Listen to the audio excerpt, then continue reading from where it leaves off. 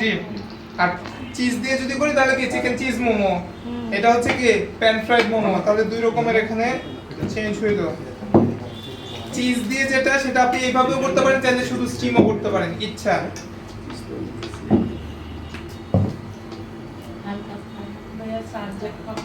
আমরা হচ্ছে এরকম হালকা তেলের মধ্যে তো ফ্রাই করছি, এটা আমরা হচ্ছে একটু উল্টে দেখবো যে একটু গোল্ডেনিশ কালার আসছে। যখন দেখবো যে আমার গোল্ডেন কালার চলে আসছে, তখন আমি এর মধ্যে দিচ্ছি হচ্ছে আপনার ওয়াটার।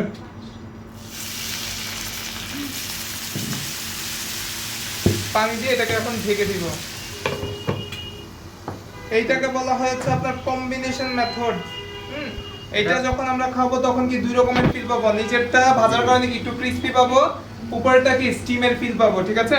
এই দুইটা ফ্রাই এর, এটা হচ্ছে কি ফ্রাই করব হচ্ছে কালার দেখা পর্যন্ত, আর এখানে স্টিম করব হচ্ছে যতক্ষণ না সিদ্ধ হয়। পানির তেমন কোনো লিমিটেশন নাই, অল্প করে পানি দিব আমরা, কি এটা উঠানোর পরে পানি শুকায় যাবে, উঠানোর পরে যদি দেখি যে এটা কাঁচা মনে হচ্ছে আমার কাছে, আবার একটু পানি দিব, আবার ঢেকে দিব, আবার পানি শুকায় নিব।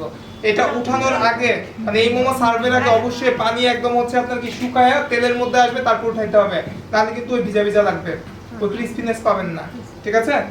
সো এই হচ্ছে এটার অবস্থা।